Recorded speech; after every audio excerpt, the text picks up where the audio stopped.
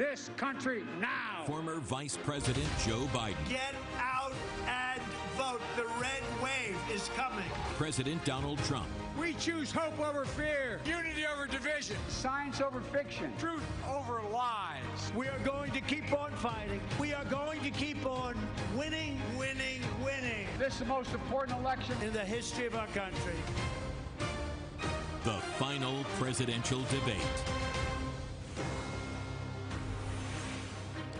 Good evening. I'm Nora O'Donnell in the nation's capital with John Dickerson and Gayle King. In just a few minutes, the presidential candidates will face off for the final time. You're looking at live pictures from the debate hall at Belmont University in Nashville, Tennessee. CBS News Battleground Tracker polls show Joe Biden leading in nearly every one of the swing states that will determine the election, now just 12 days away. And we're seeing records broken already. Nearly 50 million Americans have voted, and that's more ballots cast before Election Day in 2016. It's a lot of people. This is President Trump's last opportunity to go face-to-face with a former vice president. As you remember, their second debate was canceled when Mr. Trump balked at a virtual format after he tested positive for COVID-19. Now, each candidate held an individual town hall 1 week ago. Both were tame affairs compared to that first meeting, which you can describe as an over-the-top slugfest, marred by insults and interruptions that left many wishing the organizers could simply just cut the microphones. So tonight, while one candidate is answering a direct question for 2 minutes, the other candidate's microphone will be muted. The moderator, NBC's Kristen Welker, has chosen 6 topics: fighting COVID-19, American families, race in America, climate change, national security, and leadership. Leading up to this debate, Biden prepared while he stayed in Delaware. The president held his debate prep in the spaces between multiple campaign rallies this week. There's so much at stake. We want to bring in Nicole Killian. She is inside the debate hall in Nashville. Good evening, Nicole. Good evening, Nora. The Biden campaign says the former vice president will use tonight as another opportunity to speak directly to the American people and lay out his agenda. They view this debate as a test of presidential temperament and say Biden is prepared for whatever comes his way. They do expect the president will go after Biden and his son Hunter, but they think that's going to backfire. Biden told reporters today he hopes the president plays by the rules. Nora? All right, let's bring in CBS's Paula Reed because she covers the White House and President Trump. Paula? Good evening, Nora. President Trump heads into tonight's debate with little formal preparation.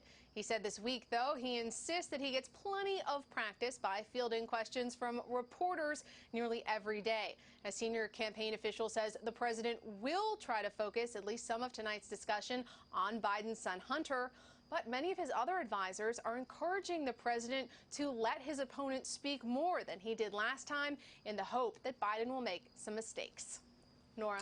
All right, Paula Reed, we are just moments away. And John Dickerson, can anything that happens tonight change the trajectory of this race? Well, it's the last moment of the race that is guaranteed to have a huge viewership. If it can, tonight's the night. All right, let's listen now to the moderator. Good evening from Belmont University in Nashville, Tennessee. I'm Kristen Welker of NBC News, and I welcome you to the final 2020 presidential debate between President Donald J. Trump and former Vice President Joe Biden. Tonight's debate is sponsored by the Commission on Presidential Debates. It is conducted under health and safety protocols designed by the Commission's health security advisor. The audience here in the hall has promised to remain silent. No cheers, boos, or other interruptions, except right now, as we welcome to the stage former Vice President Joe Biden and President Donald J. Trump.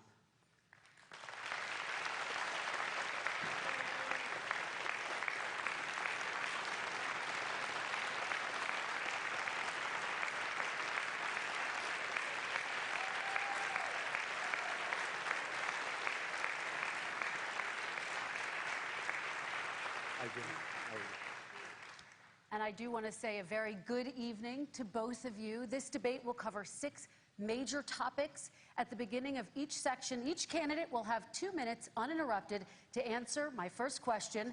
The debate commission will then turn on their microphone only when it is their turn to answer, and the commission will turn it off exactly when the 2 minutes have expired. After that, both microphones will remain on, but on behalf of the voters, I'm going to ask you to please speak one at a time. The goal is for you to hear each other and for the American people to hear every word of what you both have to say. And so with that, if you're ready, let's start. And we will begin with the fight against the coronavirus. President Trump, the first question is for you.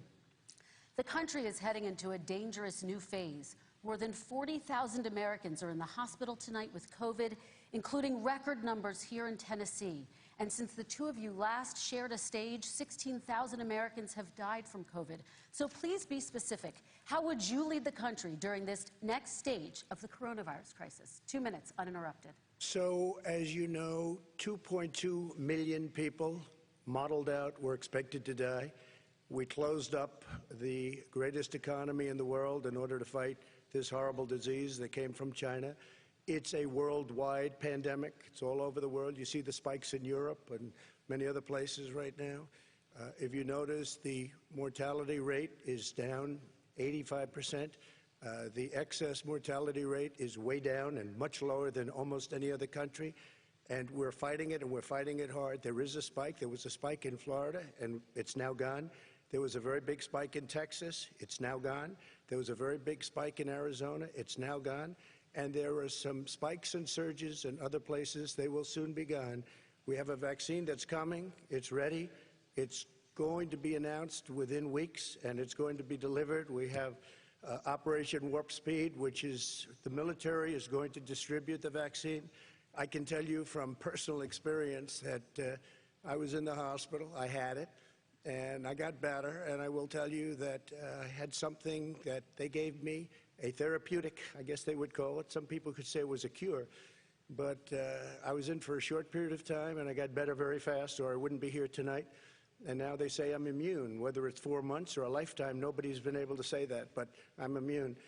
More and more people are getting better. We have a problem that's a worldwide problem. This is a worldwide problem. But I've been congratulated by the heads of many countries on what we've been able to do. If you take a look at what we've done in terms of goggles and masks and gowns and everything else, and in particular ventilators. We're now making ventilators all over the world, thousands and thousands a month, distributing them all over the world. It will go away, and as I say, we're rounding the turn, we're rounding the corner. It's going away. Okay, former Vice President Biden, to you, how would you lead the country out of this crisis? You have 2 minutes uninterrupted. 220,000 Americans dead. If you hear nothing else I say tonight, hear this. Anyone who's responsible for not taking control, in fact, not saying I take no responsibility initially, anyone who's responsible for that many deaths should not remain as President of the United States of America. We're in a situation where there are 1,000 deaths a day now, 1,000 deaths a day, and there are over 70,000 new cases per day. Compared to what's going on in Europe, as the New England Medical Journal said, they're starting from a very low rate. We're starting from a very high rate. The expectation is we'll have another 200,000 Americans dead between now and the end of the year. If we just wore these masks, the President's own advisors have told him, we could save 100,000 lives. And we're in a circumstance where the President thus far and still has no plan, no comprehensive plan. What I would do is make sure we have everyone encouraged to wear a mask all the time. I would make sure we move in the direction of rapid testing, investing in rapid testing. I would make sure that we set up national standards as to how to open up schools and open up businesses so they can be safe and give them the wherewithal, the financial resources to be able to do that. We're in a situation now where the New England Medical Journal, one of the most serious journals in the whole world, said for the first time ever that the way this president has responded to this crisis has been absolutely tragic. And so, folks, I will take care of this. I will end this. I will make sure we have a plan. President Trump, I'd like to follow up with you in your comments. You talked about taking a therapeutic. I assume you're referencing Regeneron. You also said a vaccine will be coming within weeks. Yes. Is that a guarantee? No, it's not a guarantee, but it will be by the end of the year. But I think it has a good chance. There are two companies, I think, within a matter of weeks, and it will be distributed very quickly. Can you tell us which companies? Johnson & Johnson is doing very well. Moderna is doing very well. Pfizer is doing very well. And we have numerous others. Then we also have others that we're working on very closely with other countries, in particular Europe.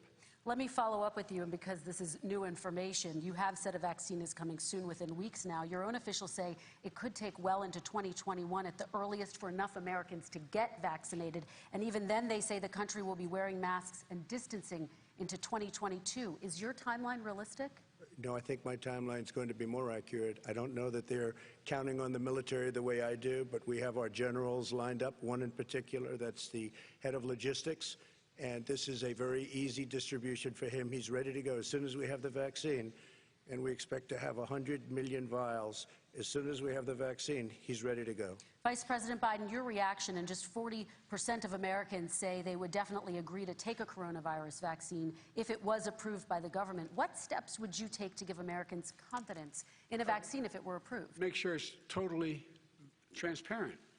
Have the scientists of the world see it, know it, look at it, go through all the processes. And by the way, this is the same fellow who told you this is going to end by Easter last time. This is the same fellow who told you that, don't worry, we're going to end this by the summer. We're about to go into a dark winter, and he has no clear plan, and there's no prospect that there's going to be a vaccine available for the majority of the American people before the middle of next year.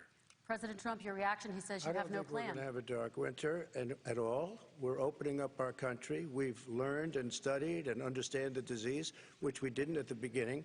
When I closed and banned China from coming in heavily infected, and then ultimately Europe, but China was in January. Months later, he was saying I was xenophobic. I did it too soon. Now he's saying, oh, I should have, moved quicker. But he didn't move quicker. He was months behind me, many months behind me. And frankly, he ran the H1N1 swine flu, and it was a total disaster, far less lethal, but it was a total disaster.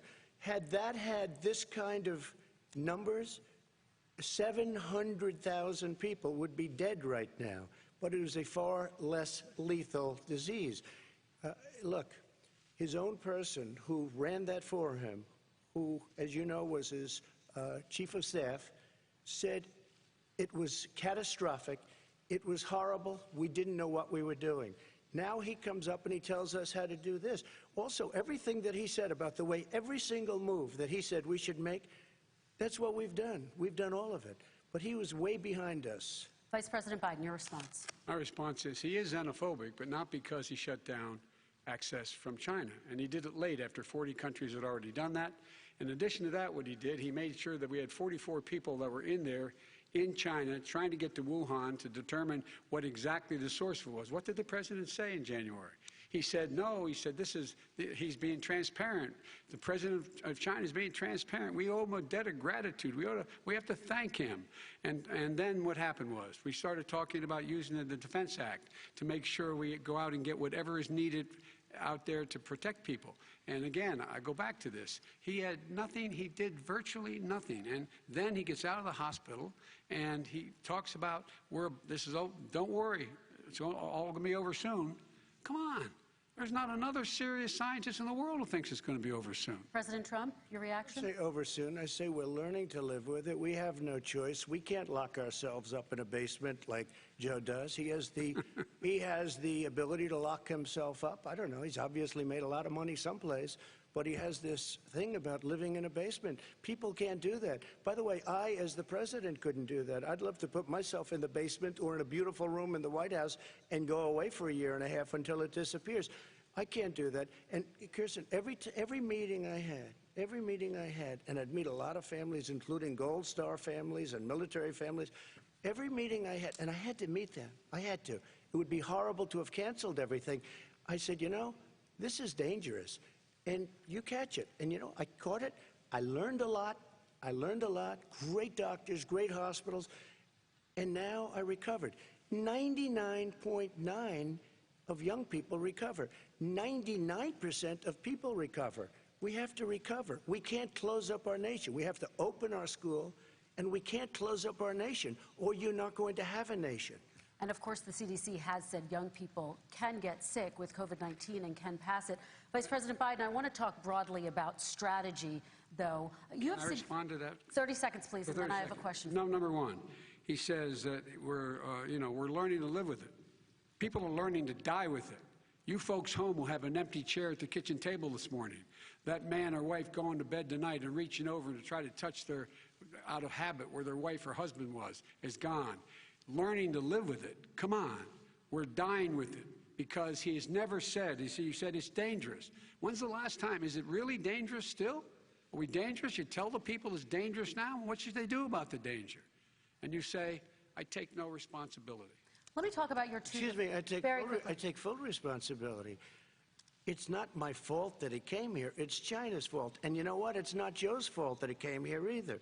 It's China's fault. They kept it from going into the rest of China for the most part, but they didn't keep it from coming out to the world, including Europe and ourselves.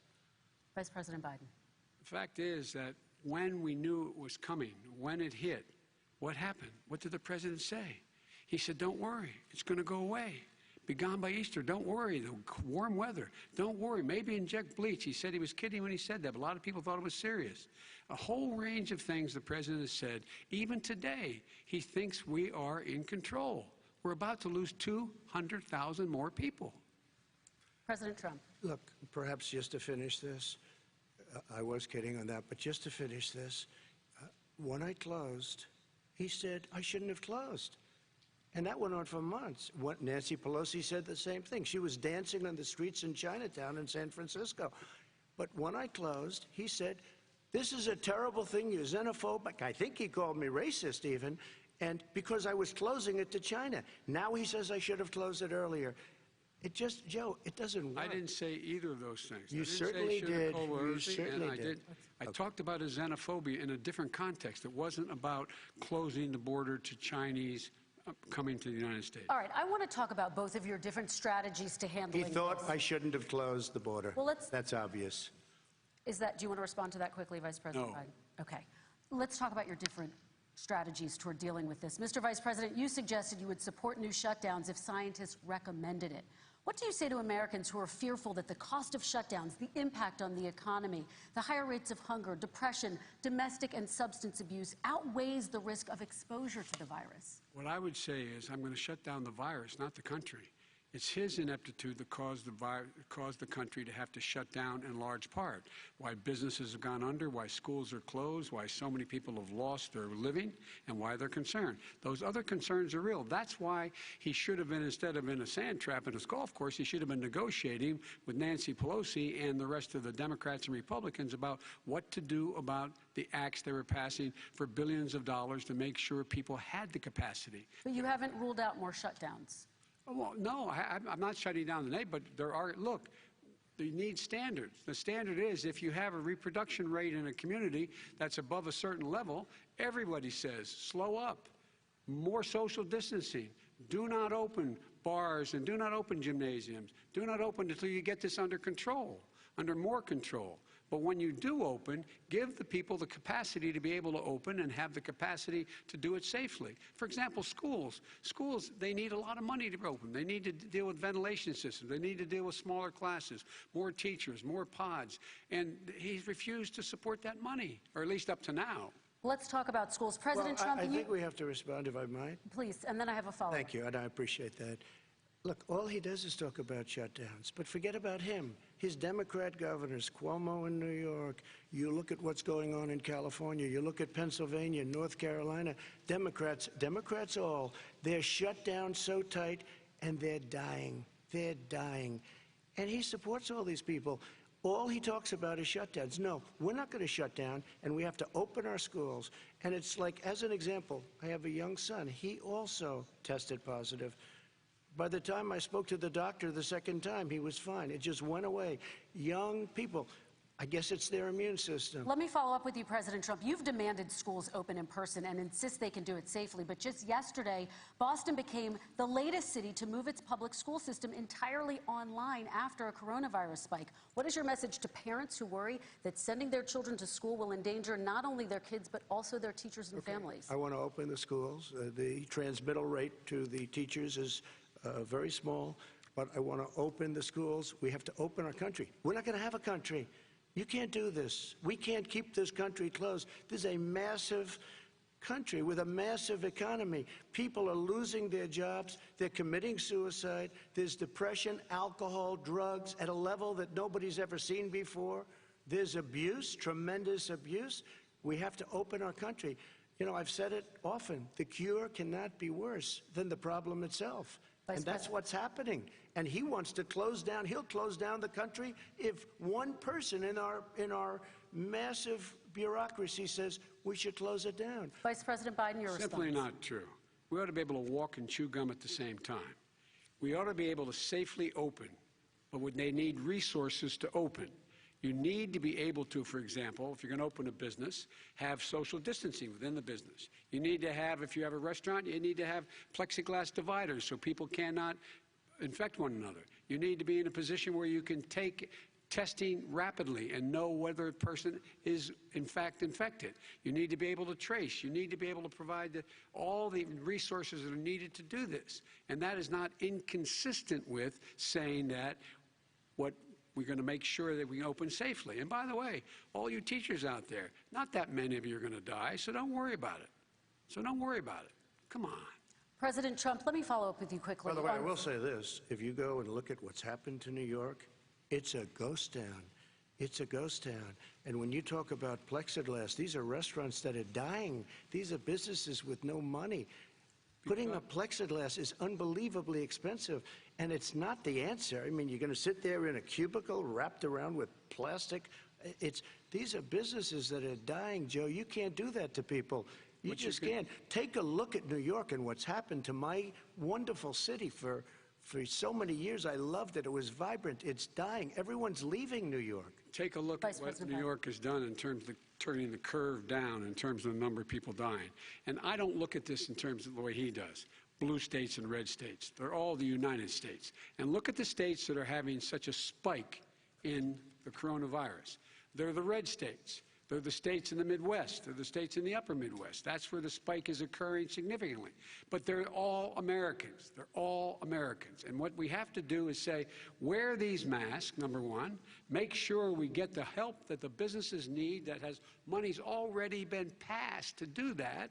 It's been out there since the beginning of the summer, and nothing's happened.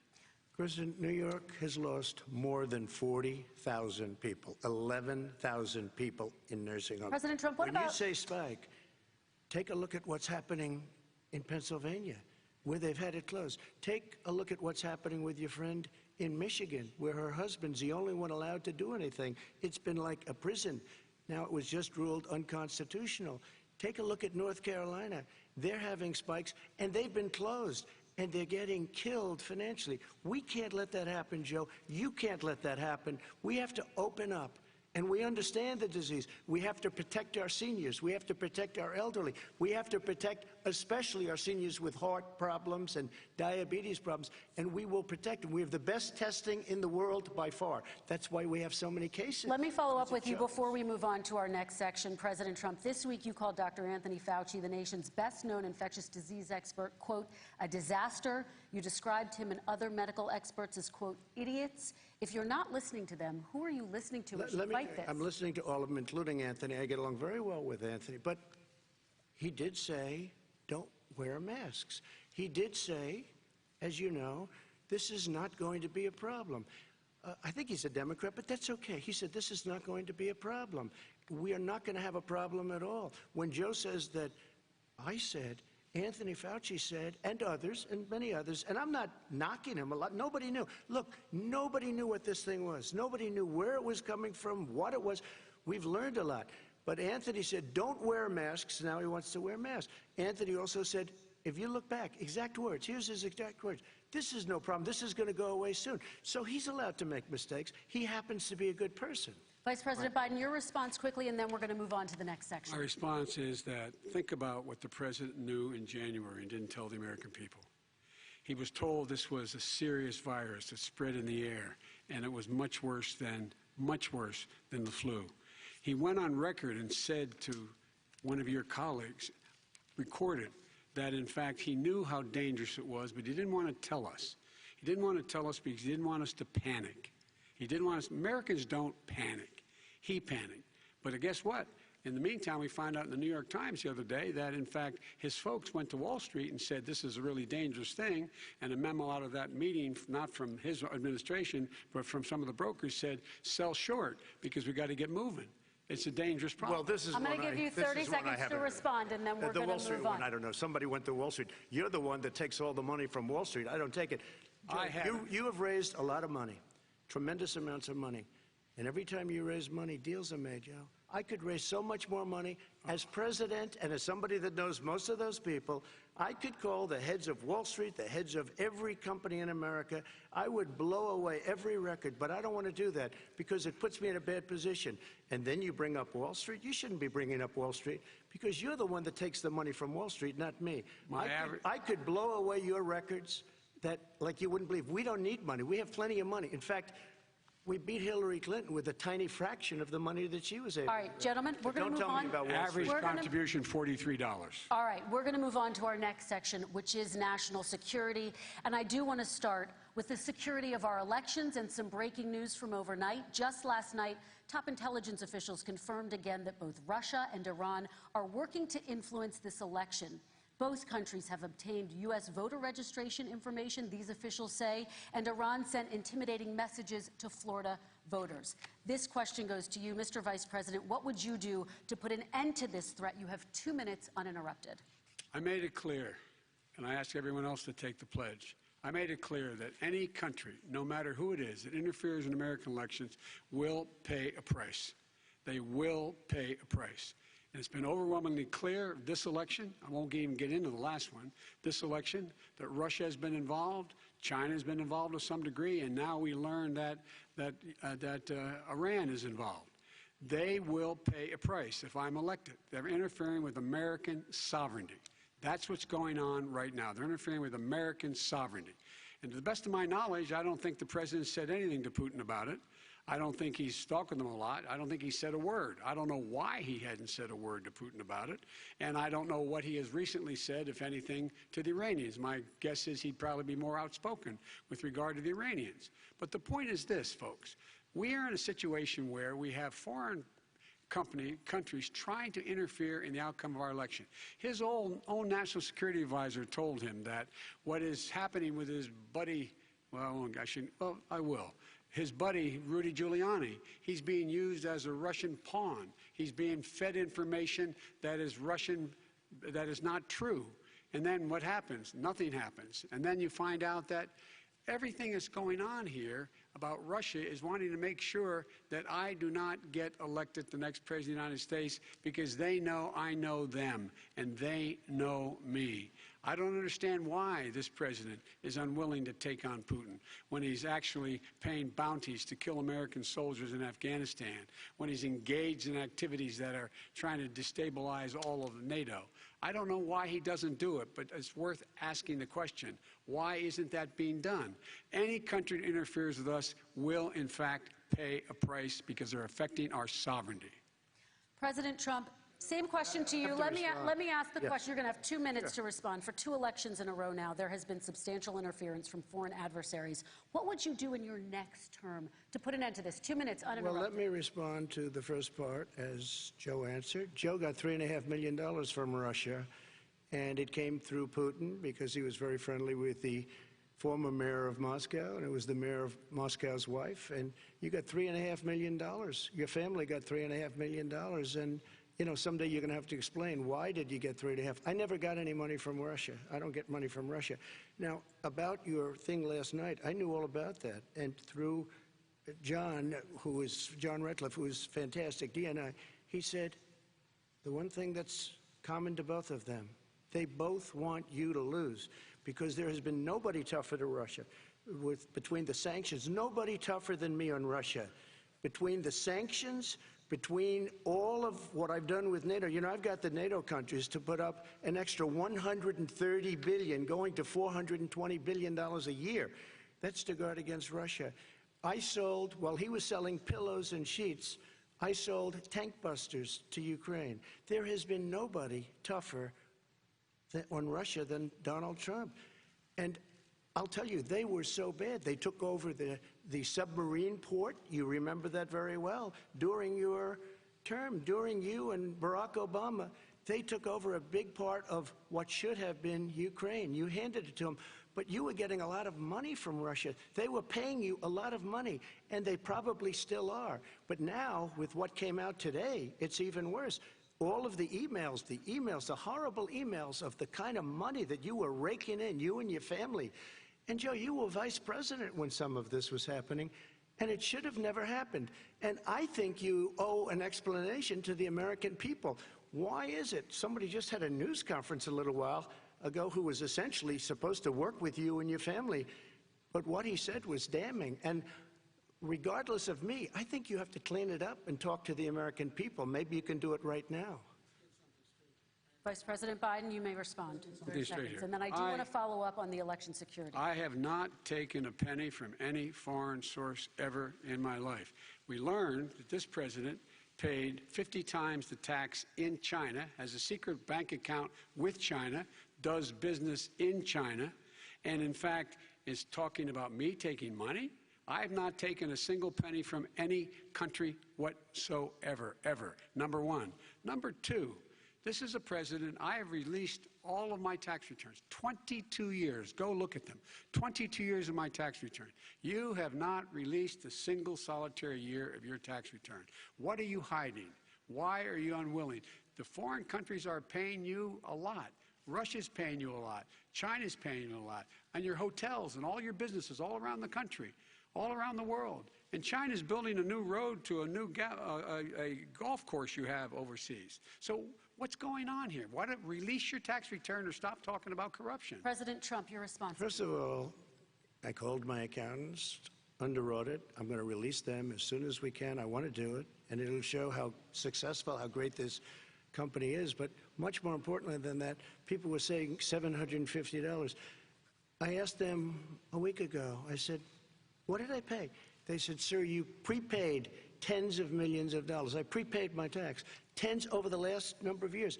Tens of millions of dollars I prepaid because at some point they think it's an estimate. They think I may have to pay tax. So I already prepaid it. Nobody told me that. Did your accountant Nobody tell told you that. Excuse me. And it wasn't written whenever they write this. They keep talking about $750, which I think is a filing fee. But let me just tell you, I prepaid millions and millions of dollars in taxes, number one. Number two, I don't make money from China. You do. I don't make money from Ukraine. You do. I don't make money from Russia. You made $3.5 million, Joe, and your son gave you. They even have a statement that we have to give 10% to the big man. You're the big man, I think. I don't know. Maybe you're not, but you're the big man, I think. Your son said we have to give 10% to the big man. Joe, what's that all about? It's terrible. All right, gentlemen, I want to ask you both some questions about all of this, but I'm going to let you both respond very quickly. You just said you spoke to your accountant about potentially releasing your taxes. Did he tell you when you can release them? Do you have a deadline for when you're going to release them to the American people? I get treated worse than the Tea Party got treated. Because I have a lot of people in there, deep down in the IRS, they treat me horribly. We made a deal, it was all settled until I decide to run for president. I get treated very badly by the IRS, very unfairly. But we had a deal all done. As soon as we're completed with the deal, I want to release it. But I have paid millions and millions of dollars, and it's worse than paying. I paid in advance. It's called prepaying your taxes. I paid in advance. I want to ask you both about questions regarding your potential foreign entanglements and questions that have been raised to give you both a chance to talk about this more broadly. Respond very quickly, and then I'll get to my question. Why did he's been saying this for 4 years? Show us. Just show us. Stop playing around. You've been saying for 4 years you're going to release your taxes. Nobody knows it, Mr. President. What they do know is you're not paying your taxes, or you're paying taxes that are so low. When last time he said what he paid, he said, I only pay that little because I'm smart. I know how to game the system. Come on. Come on, folks. Very quickly, President Trump, and then I want to get to two questions to both of you on this. I was put through a phony witch hunt for 3 years. It started before I even got elected. They spied on my campaign. No president should ever have to go through what I went through. Let me just say this. Mueller and 18 angry Democrats and FBI agents all over the place spent $48 million. They went through everything I had, including my tax returns, and they found absolutely no collusion and nothing wrong. $48 million. I guarantee you, if I spent $1 million on you, Joe, I could find plenty wrong. Because the kind of things that you've done and the kind of monies that your family has taken, I mean, your brother made money in Iraq, millions of dollars. Your other brother made a fortune, and it's all through you, Joe. And they say you get some of it, and you do live very well. You have houses all over the place. You live very well. All right, gentlemen, let me just ask some questions about all of this broadly. Vice President Biden, there have been questions about the work your son has done in China and for a Ukrainian energy company when you were vice president. In retrospect, was anything about those relationships inappropriate or unethical? Nothing was unethical. Here's what the deal. With regard to Ukraine, we had this whole question about whether or not, because he was on the board, I later learned of a Burisma, a company, that somehow I had done something wrong. Yet every single solitary person, when he was going through his impeachment, testifying under oath who worked for him, said, I did my job impeccably. I carried out U.S. policy. Not one single solitary thing was out of line. Not a single thing, number one. Number two, the guy who got in trouble in Ukraine was this guy trying to bribe the Ukrainian government to say something negative about me, which they would not do and did not do because it never, ever, ever happened. My son has not made money in terms of this thing about, what are you talking about, China. I have not had it. The only guy who made money from China is this guy. He's the only one. Nobody else has made money from China. President Trump, let me ask my question to you. But could I just one thing? Very quickly. His son didn't have a job for a long time, was sadly no longer in the military service. I won't get into that. And he didn't have a job. As soon as he became vice president, Burisma, not the best reputation in the world. I hear they paid him $183,000 a month. Listen to this. $183, and they gave him a $3 million upfront payment. All right. And he had no energy. I'm going to let the Vice President respond to that quickly, and then I need to get to a dishonest. question to you. Very No quickly. basis for that. Everybody investigated that. No one said anything he did was wrong in Ukraine. Okay, President Trump, this is for you. Since you took office, you've never divested from your business. You've personally promoted your properties abroad. A report this week, which was referenced, does indicate that your company has a bank account in China. So how can voters know that you don't have any foreign conflicts of interest? I have many bank accounts, and they're all listed, and they're all over the place. I mean, I was a businessman doing business. The bank account you're referring to, which is, everybody knows about it, it's listed. The bank account was in 2013. That's what it was. It was opened it was closed in 2015, I believe. And then I decided, because I was thinking about doing a deal in China like millions of other people. I was thinking about it, and I decided I'm not going to do it. Didn't like it. I decided not to do it. Had an account open, and I closed it. Okay. Excuse me. And then, unlike him, where he's vice president and he does business, I then decided to run for president after that. That was before. So I closed it before I even ran for president, let alone became president. Big difference. He is the vice president of the United States, and his son, his brother, and his other brother are getting rich. They're like a vacuum cleaner. They're sucking up money every President Trump, place he thank you. goes. We do need to move on. I do want to ask you, Vice President Biden, about China. Let's talk about China more broadly. There have, of course, President Trump has said that they should pay for not being fully transparent in regards to the coronavirus. If you were president, would you make China pay? And please be specific. What would that look like? What I'd make China do is play by the international rules, not like he has done. He has caused the deficit of China to go up, not down, with China, up, not down. We are making sure that in order to do business in China, you have to give all your intellectual property. You have to have a partner in China. It's 51%. We would not do that at all, number one. Number two, we're in a situation where China would have to play by the rules internationally as well. When I met with Xi, when I was still vice president, he said we're setting up air identification zones in the South China Sea. You can't fly through them. I said we're going to fly through them. We just flew B-52, B-1 bombers through it. We're not going to pay attention. They have to play by the rules. And what's he do? He embraces guys like the thugs like in North Korea and the Chinese president and Putin and others, and he pokes his finger in the eye of all of our friends, all of our allies. We make up we're 25% of the world's economy. We need to be having the rest of our friends with us saying to China, these are the rules. You play by them or you're going to pay the price for not paying by them economically. That's the way I will run it, and that's what we did in upholding steel tariffs and a range of other things when we were president and vice president. All right, let's talk about North Korea. Excuse me, no, I have to respond to that. Okay. Very quickly, and then we're going to move on to North Korea. With $1.5 billion from China to manage after spending 10 minutes in office and being in Air Force 2, number one. Number two, there's a very strong email talking about your family wanting to make $10 million a year for introductions. President Trump, on China policy, though, what specifically are you going to do? What specifically are you going to do to make China pay? You've said you're going to make them pay. China is paying. They're paying billions and billions of dollars. I just gave $28 billion. New sanctions? I just gave $28 billion to our farmers. Taxpayers' money. It's what? Taxpayers' money. Didn't come from China. You know who the taxpayer is? It's called China. China paid $28 billion, and you know what they did to pay it, Joe? They devalued their currency, and they also paid up. And you know who got the money? Our farmers, our great farmers, because they were targeted. You never charged them anything. Also, I charged them 25% on dumped steel because they were killing our steel industry. We were not going to have a steel industry. Okay. And now we have a steel industry. Okay, Vice President Biden, your response, please. My response is, look, this isn't about, there's a reason why he's bringing up all this malarkey. There's a reason for it. He doesn't want to talk about the substantive issues. It's not about his family and my family. It's about your family. And your family's hurting badly. If you're making less than, if you're a middle-class family, you're getting hurt badly right now. You're sitting at the kitchen table this morning deciding, well, we can't get new tires, they're bald because we have to wait another month or so. Or are we going to be able to pay the mortgage? Or who's going to tell her she can't go back to community college? They're the decisions you're making in the middle-class families like I grew up in Scranton and Claymont. They're in trouble. We should be talking about your families, but that's the last thing he wants to talk about.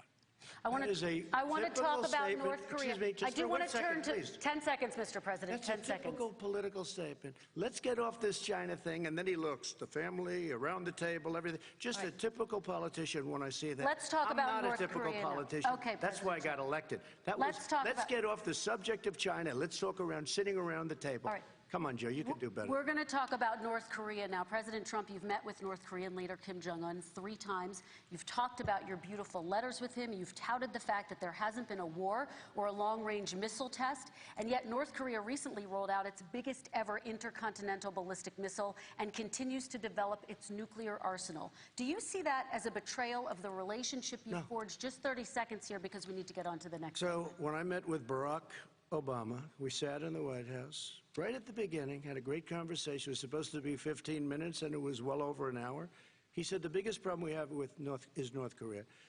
He indicated we will be in a war with North Korea. Guess what? It would be a nuclear war, and he does have plenty of nuclear capability. In the meantime, I have a very good relationship with him. Different kind of a guy, but he probably thinks the same thing about me. We have a different kind of a relationship. We have a very good relationship, and there's no war.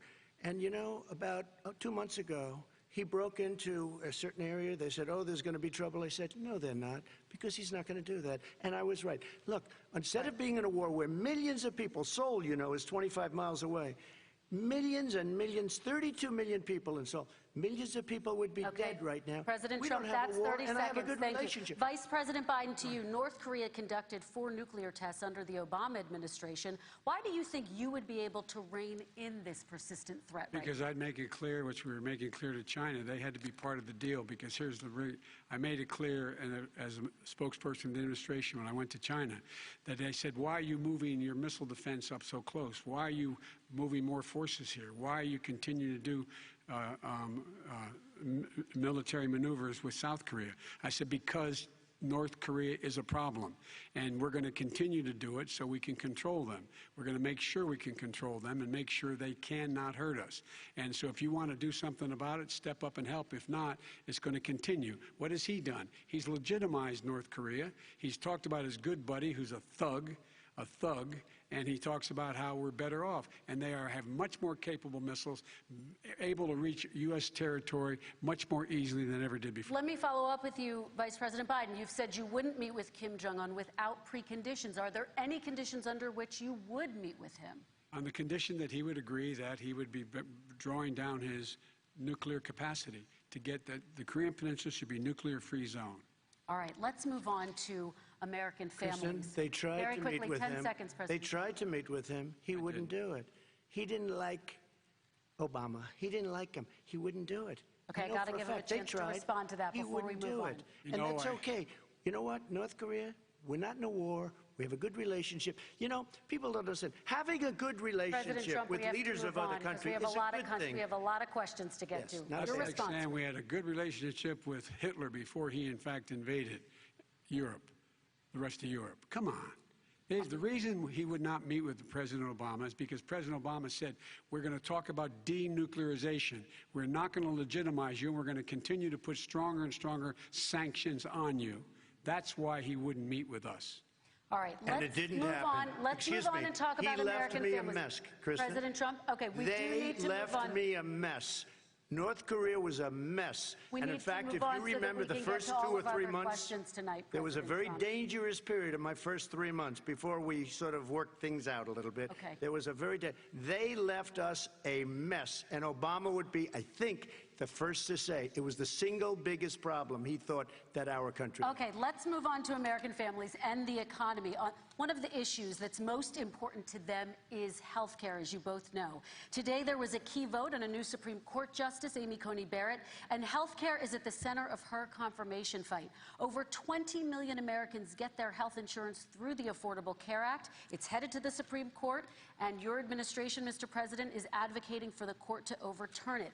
If the Supreme Court does overturn that law, those 20 million Americans could lose their health insurance almost overnight. So what would you do if those people have their health insurance taken away? You have 2 minutes uninterrupted. Sure. First of all, I've already done something that nobody thought was possible. Through the legislature, I terminated the individual mandate.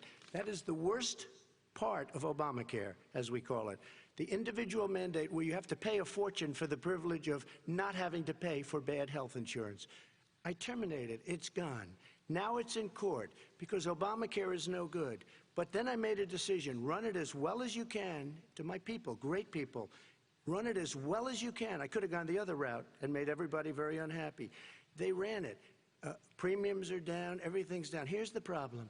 No matter how well you run it, it's no good. What we'd like to do is terminate it. We have the individual mandate done.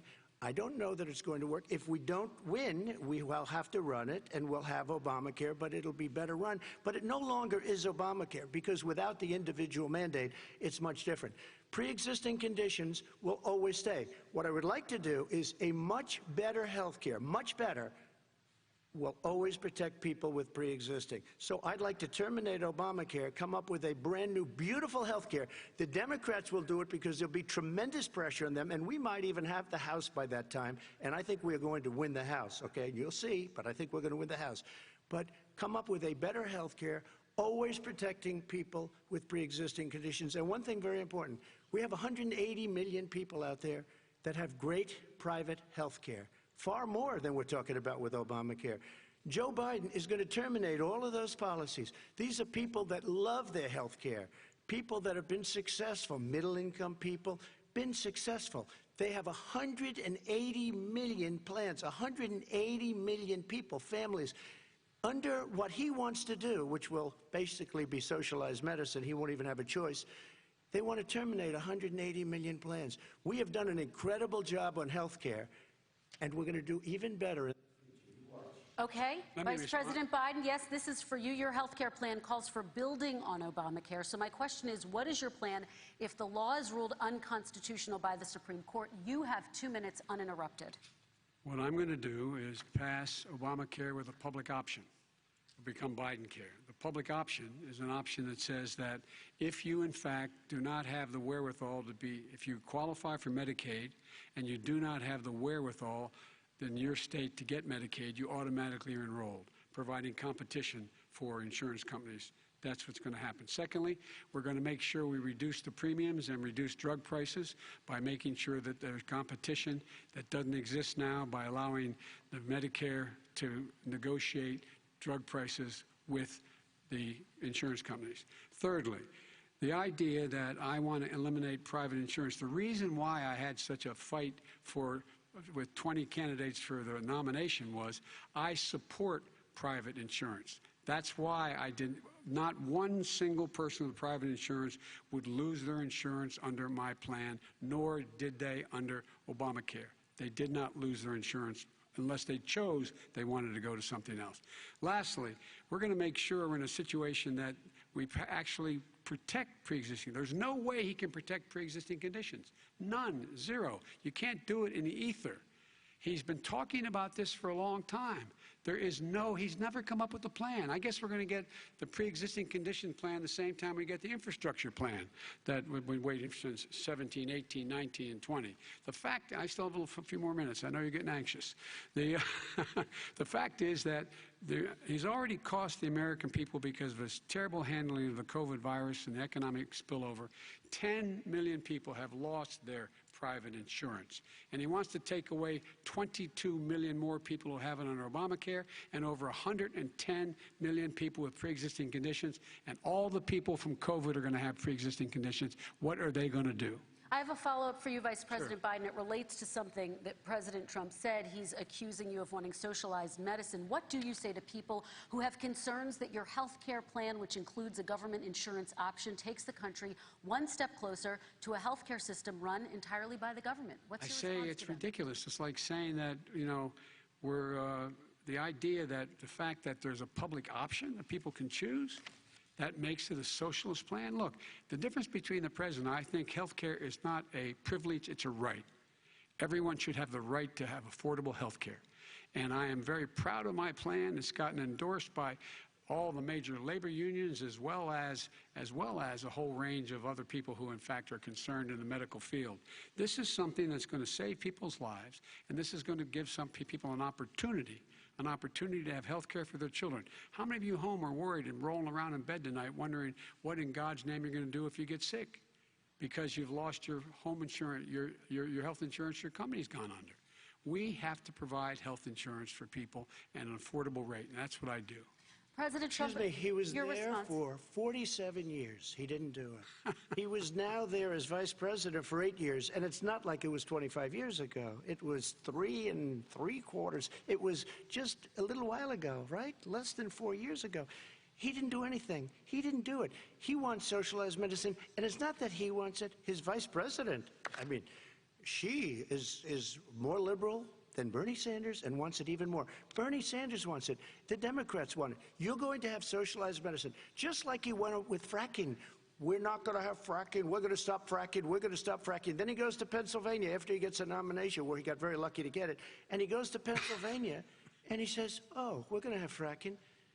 And you never ask that question. And by the way, so far, I respect very much the way you're handling this, I have to say. By the way. But somebody should ask the question. You can ask he goes for a year. There will be no fracking. There will be no petroleum. We have a number of topics we're going to get to.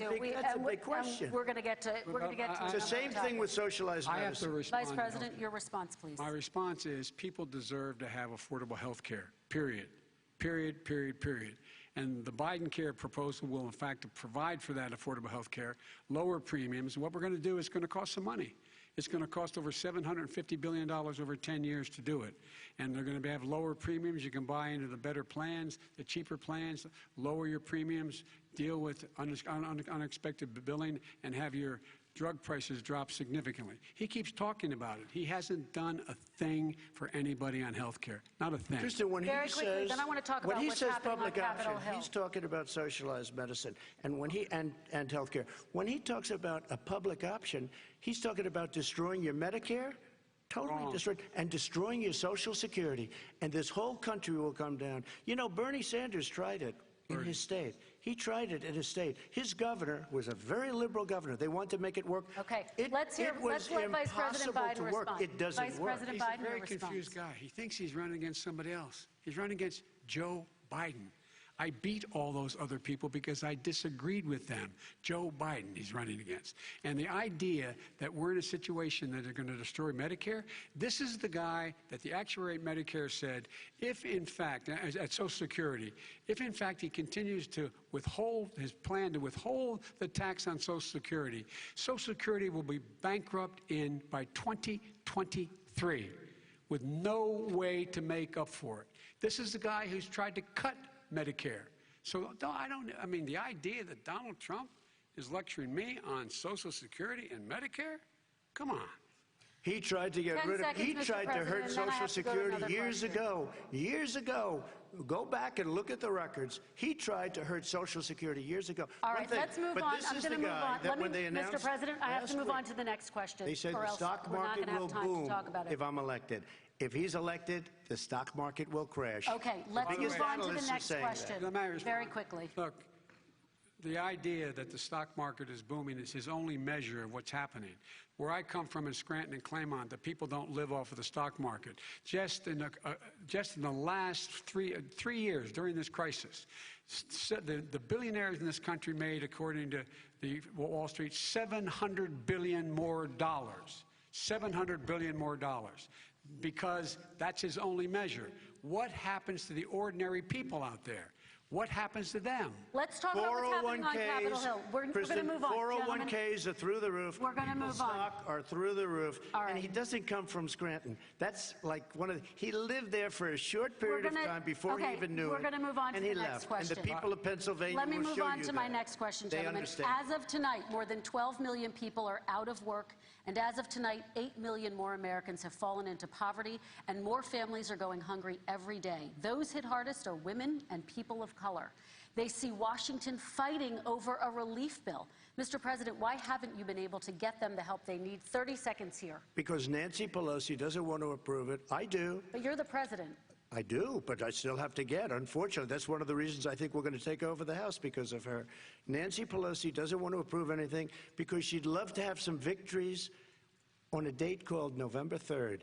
Nancy Pelosi does not want to approve it. We are ready, willing, and able to do something. Don't forget, we've already approved 3 plans, and it's gone through, including the Democrats, in all fairness.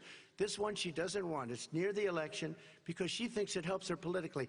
I think it hurts her politically. All right, Mr. Vice President. You know, the Republican leader in the United States Senate said he can't pass it.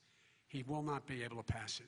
He does not have Republican votes. Why isn't he talking to his Republican friends? Let me follow up with you, Vice President we made a Biden, deal, because let me ask Vice President Biden a question. You are the leader of the Democratic Party. Why have you not pushed the Democrats to get a deal for the American people? Well, I have, and they have pushed it. Look, they passed this act all the way back in the beginning of the summer.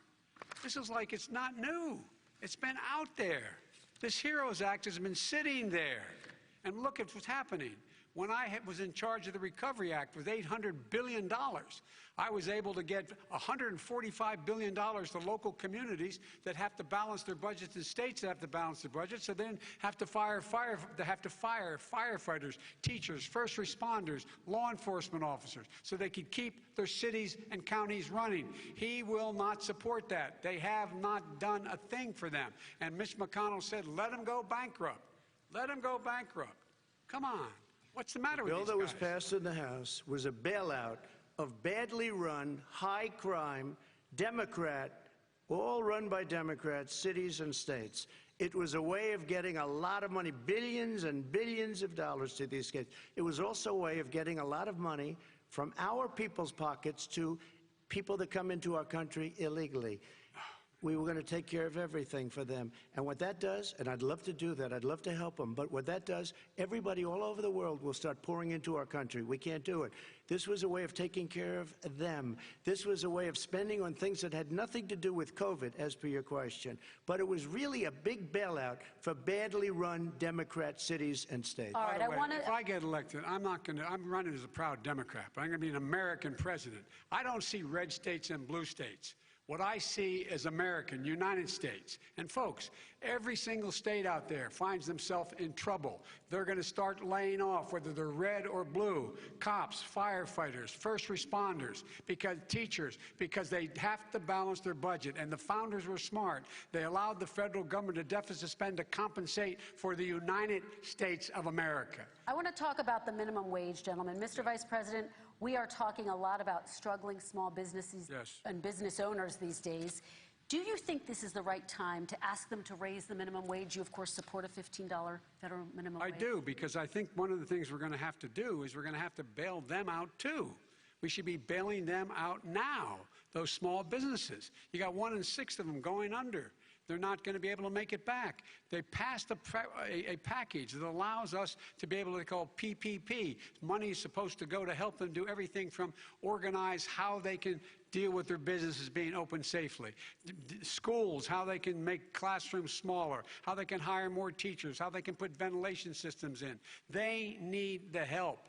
The businesses as well as the schools need the help. But these guys will not help them. Is not giving them any of the money. We are going to move on to immigration, one thing very but I quickly, want he to said get we your have reaction. to help our small businesses by raising the minimum wage. That's not helping. I think it should be a state option. Alabama is different than New York. New York is different from Vermont. Every state is different. It should be a state option. You said very recently. We have to help. It's very important. We have to help our small businesses. How are you helping your small businesses when you're forcing wages? What's going to happen, and what's been proven to happen, is when you do that, these small businesses fire many of their employees. You said very recently you would consider raising the federal minimum wage to $15 an hour. You said recently you would consider raising the federal minimum wage to $15 an hour. Is that still the case? And I would consider it to an extent, but in a what I second really administration? like, in a second administration, but not to a level that's going to put all these businesses out of business. It should be a state option. Look, I've lived in different places. I know different places. They're all different. Some places, $15 is not so bad. In other places, other states, $15 would be Okay, President ruinous. Trump, thank you. Quick response, Vice President Biden. 2 jobs, 1 job, be below poverty. People are making $6, $7, $8 an hour. These first responders, we all clap for as they come down the street because they've allowed us to make it. What's happening? They deserve a minimum wage of $15. Anything below that puts you below the poverty level. And there is no evidence that when you raise the minimum wage, businesses go out of business. That is simply not true. We're going to talk about immigration. We're going to talk about immigration now, gentlemen, and we're going to talk about families within this context. Mr. President, your administration separated children from their parents at the border, at least 4,000 kids. You've since reversed your zero-tolerance policy, but the United States can't locate the parents of more than 500 children. So how will these families ever be reunited? Children are brought here by coyotes and lots of bad people, cartels, and they're brought here, and they used to use them to get into our country. We now have as strong a border as we've ever had. We're over 400 miles of brand new wall. You see the numbers, and we let people in, but they have to come in legally, and they come in through merit. But how will you reunite these kids with their families, Let me just tell you, Mr. President? they built cages. You know, they used to say, I built the cages, and then they had a picture in a certain newspaper, and it was a picture of these horrible cages, and they said, look at these cages. President Trump built them, and then it was determined they were built in 2014. That was him. Do you have a plan to reunite the kids? Yes, we're working on it we're trying very hard. But a lot of these kids come out without the parents. They come over through cartels and through coyotes and through gangs. Vice President Biden, let me bring you into this conversation. Quick response and then another question to you. These 500-plus kids came with parents. They separated them at the border to make it a disincentive to come to begin with. Real tough. We're really strong. And guess what? They cannot, it's not coyotes didn't bring them over. Their parents were with them. They got separated from their parents. And it makes us a laughing stock and violates every notion of who we are as a nation. Let me ask you a follow-up question. Kristen, they did it. We changed the policy. Your response they to that? Did it. We changed. Did not They built the cages. Who built the cages, Joe? Let's talk about what we're talking about. Who built the cages, Joe? Let's talk about what we're talking about. What happened? Parents were ripped, their kids were ripped from their arms and separated. And now they cannot find over 500 sets of those parents, and those kids are alone. Nowhere to go. Nowhere to go. It's criminal. It's criminal. Let me ask Kristen, you about I will say this. immigration. They went 10 down, seconds, we and then brought I need to ask reporters, you. everything. They are so well taken care of. They're in facilities that were so clean. But some and of them have gotten haven't been such reunited But with their just ask families. one question. Who built the cages? I'd love you to ask him that. Who built the cages? Let me ask about your immigration policy, Mr. Vice President. The Obama administration did fail to deliver immigration reform, which had been a key promise during the administration. It also presided over record deportations as well as family detentions at the border before changing course. So why should voters trust you with an immigration overhaul now? Because it made a mistake. It took too long to get it right. It took too long to get it right. I'll be president of the United States, not vice president of the United States. And the fact is, I've made it very clear. Within 100 days, I'm going to send to the United States Congress a pathway to citizenship for over 11 million undocumented people. And all of those so-called dreamers, those DACA kids, they're going to be immediately certified again to be able to stay in this country and put on a path to citizenship. The idea that they are being sent home by this guy, and they want to do that, is they've gone to a country they've never seen before. I can imagine you're 5 years old, your parents are taking you across the Rio Grande River, and it's illegal. And you say, oh, no, Mom, leave me here. I'm not going to go with you. They've been here. Many of them are model citizens. Over 20,000 of them are first responders out there taking care of people during this crisis. We owe them. We owe them. Kristen, he had 8 years to do what he said he was going to do. And I've changed without having a specific. We got rid of catch and release. We got rid of a lot of horrible things that they put in and that they lived with. But he had 8 years he was vice president. He did nothing except build cages to keep children in. Vice President Biden, your response. The catch and release, you know what he's talking about there? If in fact you had a family came across and they were arrested, they in fact were given a date to show up for their hearing. They were released, and guess what? They showed up for a hearing. And this is the first president in the history of the United States of America that anybody seeking asylum has to do it in another country. That's never happened before in America. That's never happened before in America. You come to the United States and you make your case that I seek asylum based on the following premise: why I deserve it under American law. They're sitting in squalor on the other side of the river. President Trump, your response, so 30 important. seconds, and then we'll move It just shows that he has no understanding of immigration or the laws.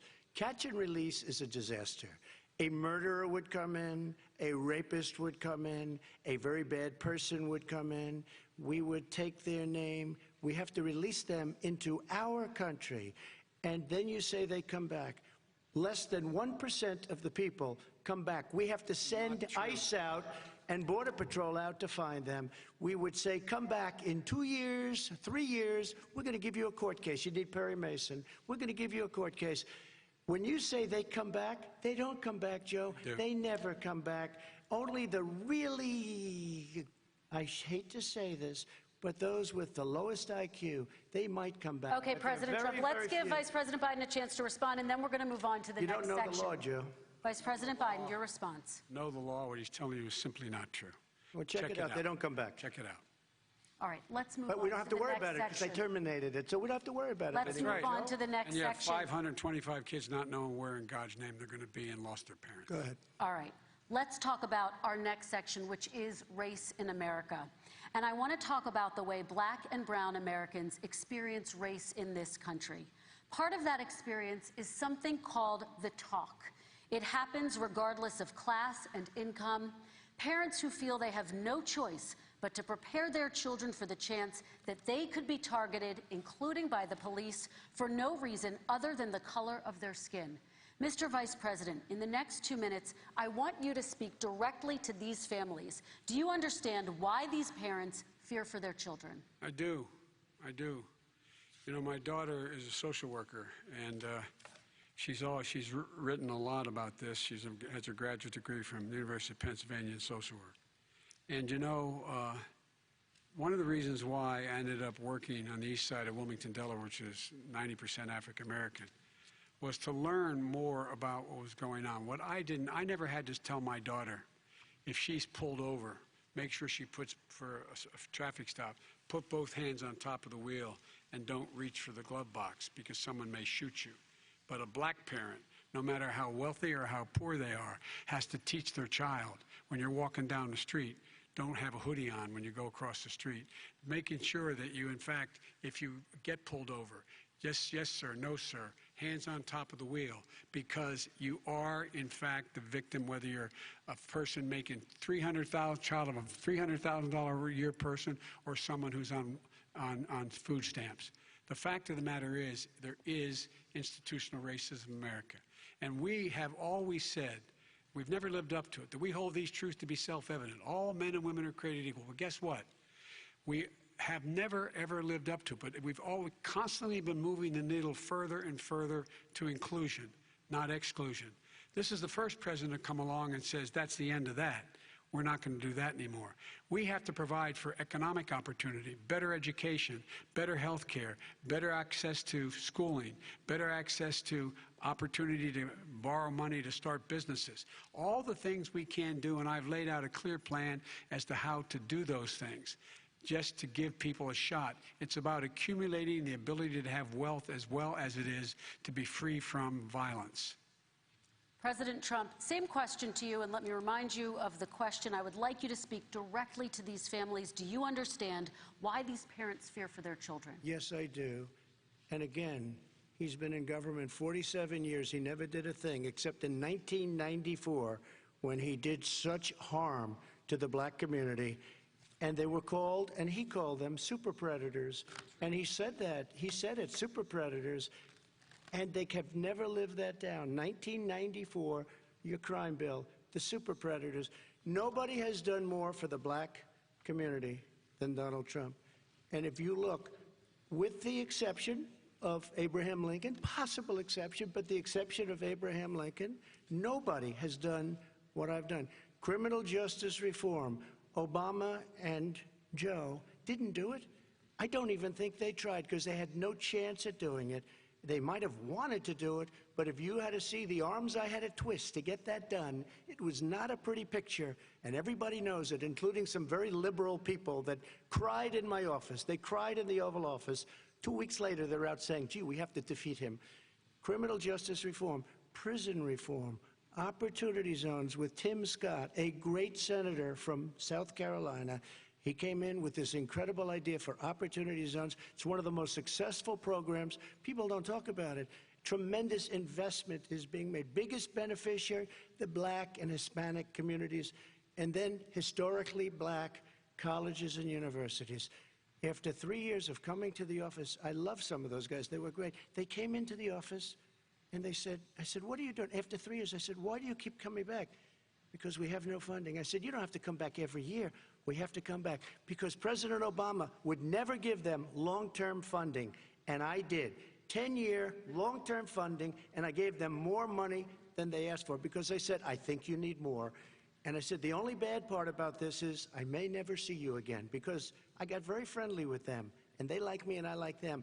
But I saved historically black colleges and universities. Okay, and we're going to talk about both of your records, but your response to that, Vice President? My response to that is I never, ever said what he accused me of saying.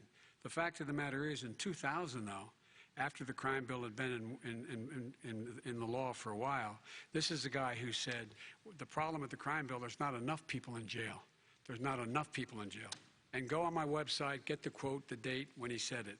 Not enough people. He talked about marauding gangs, young gangs, and the people who are going to maraud our cities. This is a guy who in the Central Park five innocent black kids, he continued to push for making sure that they got the death penalty. None of them were guilty of the crimes they were suggested.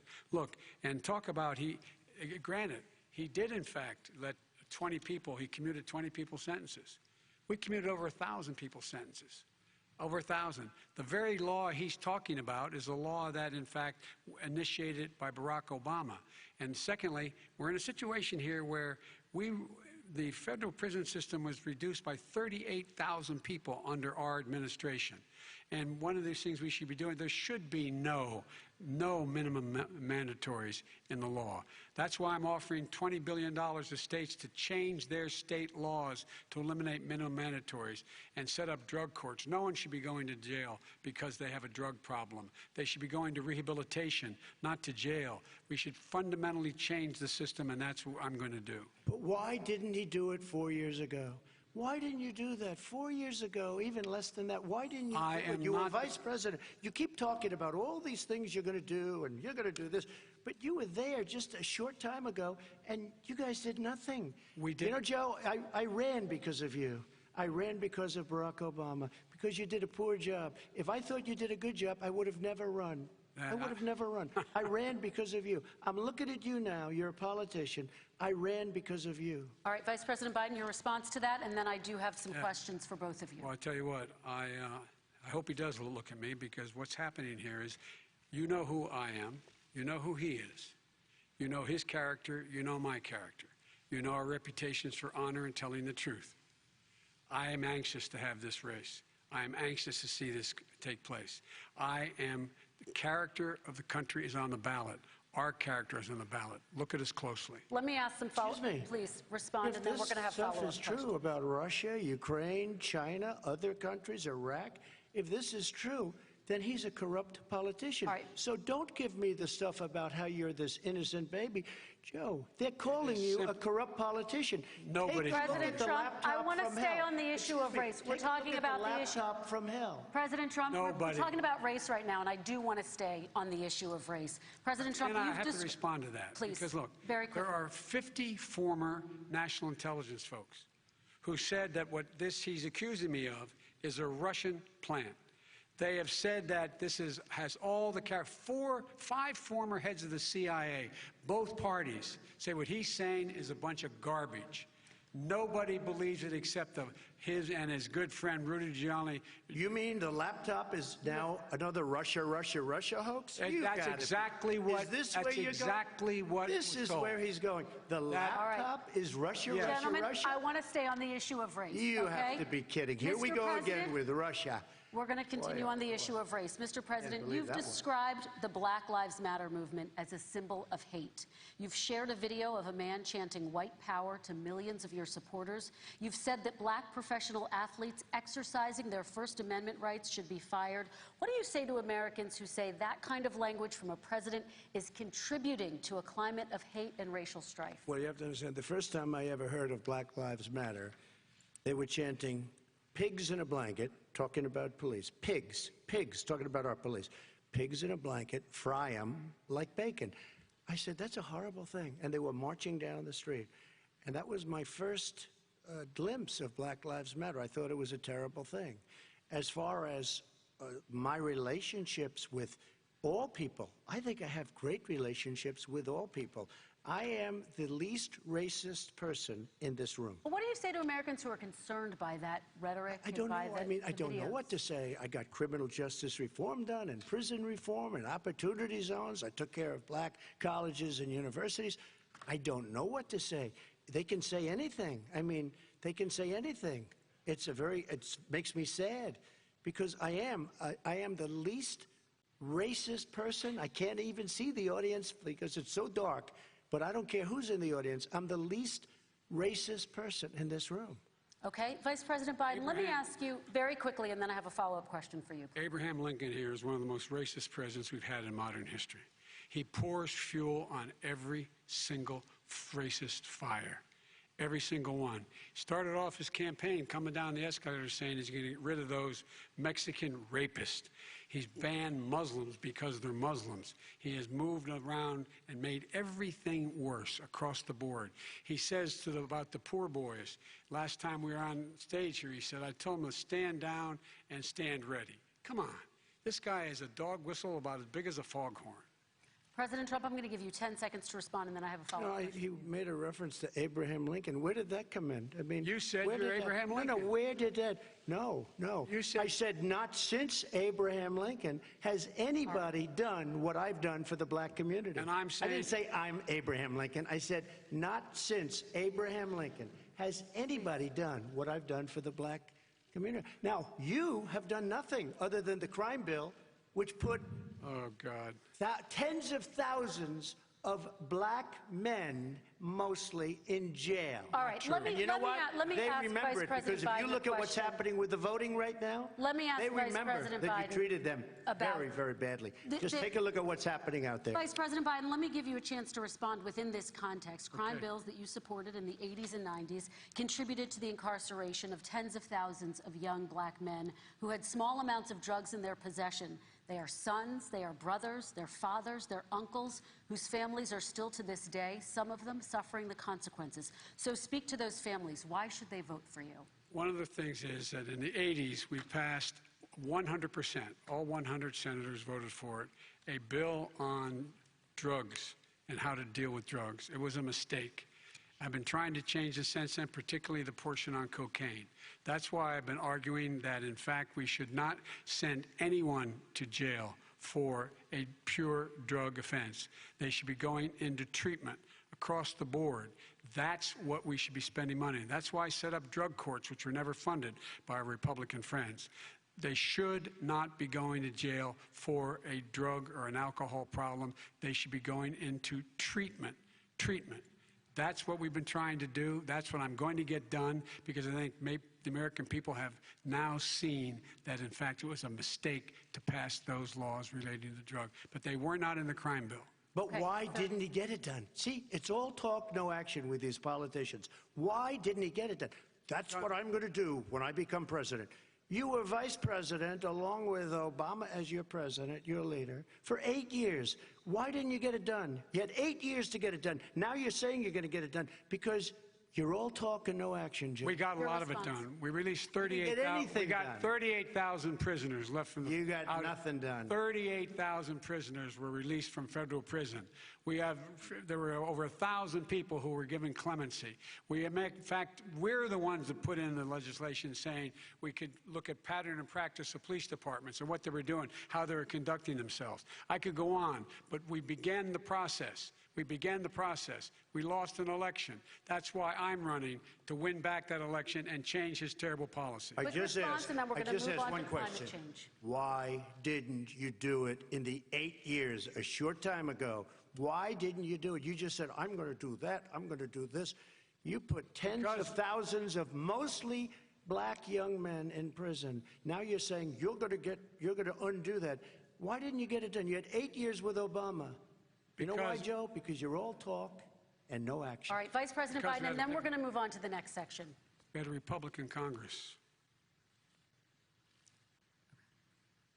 That's the answer. Well, you got to talk them into it, Joe. All right. You got to talk them into it. We're going to move on to our next section, like I did with criminal justice reform. I had to talk Democrats into it. Gentlemen, we're running out of time, so we got to get on to climate change, please. You both have very different visions on climate change. President Trump, you say that environmental regulations have hurt jobs in the energy sector.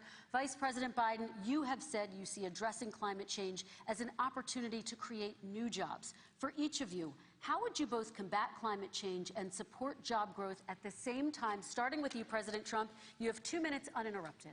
So we have the Trillion Trees program. We have so many different programs. I do love the environment, but what I want is the cleanest, crystal clear water, the cleanest air. We have the best, lowest number in carbon emissions, which is a big standard that I notice Obama goes with all the time. Not Joe. I haven't heard Joe use the term because I'm not sure he knows what it represents or means, but I have heard Obama use it. And we have the best carbon emission numbers that we've had in 35 years under this administration. We are working so well with industry, but here's what we can't do. Look at China, how filthy it is. Look at Russia. Look at India. It's filthy. The air is filthy. The Paris Accord, I took us out because we were going to have to spend trillions of dollars, and we were treated very unfairly. When they put us in there, they did us a great disservice. They were going to take away our businesses. I will not sacrifice tens of millions of jobs, thousands and thousands of companies because of the Paris Accord. It was so unfair. China doesn't kick in until 2030. Russia goes back to a low standard, and we kicked in right away. It would have destroyed our businesses. So, you ready? we have done an incredible job environmentally. We have the cleanest air, the cleanest water, and the best carbon emission standards that we've seen in many, many years. Vice President And we Biden. haven't destroyed our industries. Vice President Biden, 2 minutes to you, uninterrupted. Climate change, climate warming, global warming is an existential threat to humanity. We have a moral obligation to deal with it. And we're told by all the leading scientists in the world we don't have much time. We're going to pass the point of no return within the next 8 to 10 years. 4 more years of this man eliminating all the regulations that were put in by us to clean up the climate, to limit the limit of emissions will put us in a position where we're going to be in real trouble. Here's where we have a great opportunity. I was able to get both all the environmental organizations as well as labor, the people worried about jobs, to support my climate plan. Because what it does, it will create millions of new good-paying jobs. We're going to invest in, for example, 50,000 charging stations on our highways so that we can own the electric car market of the future. In the meantime, China is doing that. We're going to be in a position where we're going to see to it that we're going to take 4 million existing buildings and 2 million existing homes and retrofit them so they don't leak as much energy, saving hundreds of millions of barrels of oil in the process and creating significant number of jobs. And by the way, the whole idea of what this is all going to do, it's going to create millions of jobs, and it's going to clean the environment. Our health and our jobs are at stake. That's what's happening. And what right now, by the way, Wall Street firms indicated that my plan will in fact create 18.6 million jobs, 7 million more than his. This is from Wall Street. And I'll create $1 trillion more in economic growth than his proposal does. Not on climate, just on the economy. President Trump, you're Today came out and said very strongly, $6,500 will be taken away from families under his plan, that his plan is an economic disaster. If you look at what he wants to do, you know, if you look at his plan, his environmental plan, you know who developed it? AOC +3. They know nothing about the climate. I mean, she's got a good line of stuff, but she knows nothing about the climate. And they're all hopping through hoops for AOC +3. Look, their real plan costs $100 trillion. If we had the best year in the history of our country for 100 years, we would not even come close to a number like that. When he says buildings, they want to take buildings down because they want to make bigger windows into smaller windows. As far as they're concerned, if you had no window, it would be a lovely thing. This is the craziest plan that anybody has ever seen. And this wasn't done by smart people. This wasn't done by anybody. Frankly, I don't even know how it can be good politically. Right. They want to spend $100 trillion. That's their real number. He's trying to say it was 6. It's $100 trillion. They want to knock down buildings and build new buildings with little, tiny, small windows. I mean, and many other things. Okay. And many other things. Let me have the Vice President respond, and we're running out of time, and we have a lot more questions to get to. So let's hear from the Vice President. I have a number more questions. I don't know where he comes from. I don't know where he comes up with these numbers. Queens. $100 trillion. Give me a break. This plan was, plan is endorsed by every major environmental group and every labor group. Labor. Because they know the future lies. The future lies in us being able to breathe, and they know there are good jobs in getting us there. And by the way, the fastest growing industry in America is solar energy and wind. He thinks wind causes cancer, windmills. It's the fastest growing jobs, and they pay good prevailing wages, $45, $50 an hour. We can grow and we can be cleaner if we go the route I'm proposing. President Trump, please respond, and then I have some follow-ups. We are energy independent for the first time. We don't need all of these countries that we had to fight war over because we needed their energy. We are energy independent. I know more about wind than you do. It's extremely expensive, kills all the birds, it's very intermittent, It's got a lot of problems, and they happen to make the windmills in both Germany and China. And the fumes coming up, if you're a believer in carbon emission, the fumes coming up to make these massive windmills is more than anything that we're talking about with natural gas, which is very clean. One other thing. Find me a scientist that said that. I love solar, but solar doesn't quite have it yet. It's not powerful yet to really run our big, beautiful factories that we need to compete with the world. So False. It's all a pipe dream. But you know what we'll do? We're going to have the greatest economy in the world. But if you want to kill the economy, get rid of your oil industry. You want. And what about fracking? All right, let me allow fracking. Vice President Biden to respond. I never said I oppose fracking. You said it on tape. I did. Show the tape. Put it on your website. I'll put it on. Put it on the website. The fact of the matter is he's flat lying. Would you rule out banning fracking? I do rule out banning fracking because the answer, we need other industries to transition to get to ultimately a complete zero emissions by 2025. What I will do with fracking over time is make sure that we can capture the emissions from the fracking, capture the emissions from gas. We can do that, and we can do that by investing money in doing it. But it's a transition to that. I have one more question in this pod, and then we have... He was against fracking. He said it. I will show that to you tomorrow. I am against fracking. Until he got the nomination, went to Pennsylvania, then he said, but you know what, Pennsylvania? He'll be against it very soon because his party is totally against it. Fracking on federal land, I said. No fracking and/or oil on federal land. Let me ask this final question in this section, and then I want to move on to our final section. President Trump, people of color are much more likely to live near oil refineries and chemical plants. In Texas, there are families who worry the plants near them are making them sick. Your administration has rolled back regulations on these kinds of facilities. Why should these families give you another 4 years in office? The families that we're talking about are employed heavily, and they are making a lot of money, more money than they've ever made. If you look at the kind of numbers that we produce for Hispanic, for Black, for Asian, it's 9 times greater, the percentage gain, than it was under, in 3 years, than it was under 8 years of the 2 of them, to put it nicely. 9 times more.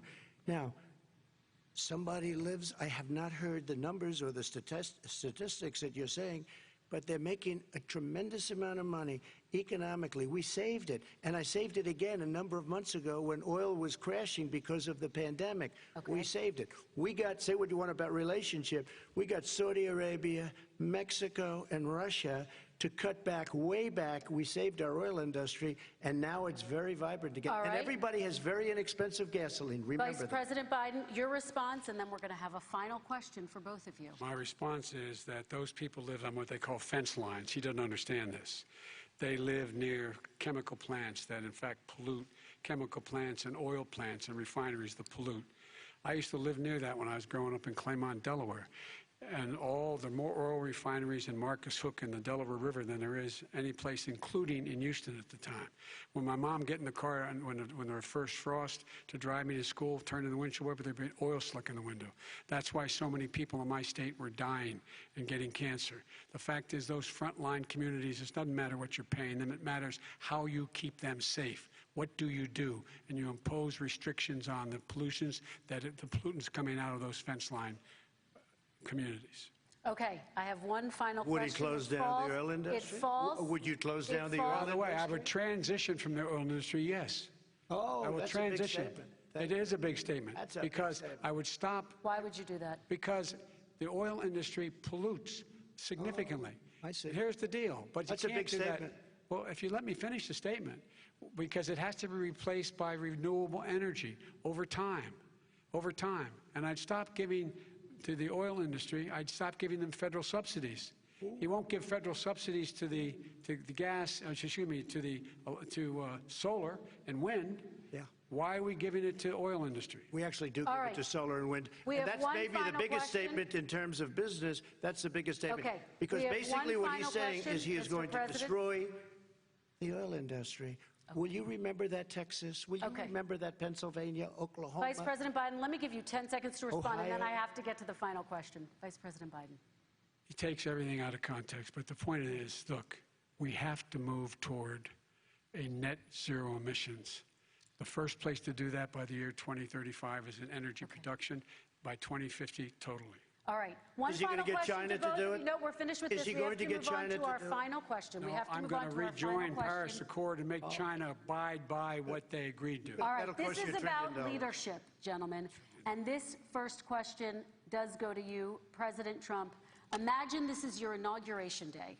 What will you say in your address to Americans who did not vote for you?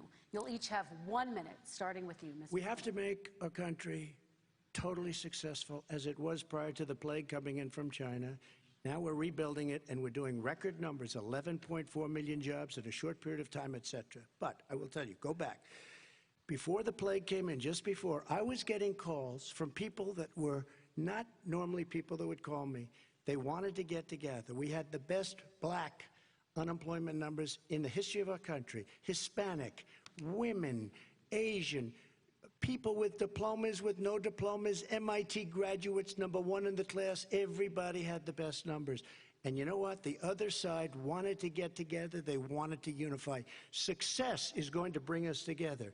We are on the road to success. But I'm cutting taxes, and he wants to raise everybody's taxes, and he wants to put new regulations on everything. He will kill it. If he gets in, you will have a depression, the likes of which you've never seen. Your 401ks will go to hell, and it'll be a very, very sad day for this country. All right. Vice President Biden, same question to you. What will you say during your inaugural address to Americans who did not vote for you? I will say, I'm an American president. I represent all of you, whether you voted for me or against me. And I'm going to make sure that you're represented. I'm going to give you hope. We're going to move. We're going to choose science over fiction. We're going to choose hope over fear. We're going to choose to move forward because we have enormous opportunities to make things better. We can grow this economy. We can deal with the systemic racism. And at the same time, we can make sure that our economy is being run and moved and motivated by clean energy, creating millions of new jobs. And that's the fact. That's what we're going to do. And I'm going to say, as I said at the beginning, what is on the ballot here is the character of this country: decency, honor, respect, treating people with dignity, making sure that everyone has an even chance. And I'm going to make sure you get that. You haven't been getting it the last 4 years. All right. I want to thank you both for a very robust hour and a half, a fantastic debate. Really appreciate it. President Trump, former Vice President Joe Biden, thank you to Belmont University for hosting us tonight. And most importantly, thank you to those watching tonight. Election Day is November 3rd. Don't forget to vote. Thank you, everyone, and have a great night. Thank you. And an extraordinary final debate between the two candidates, much more substantive and a clash of ideas than we saw in the previous debate between the two candidates. It was as if the muting of the microphones worked, or each of them noticed where their standing was in the polls and knew what they had to do tonight. Gail, you called it. You said that this would be a different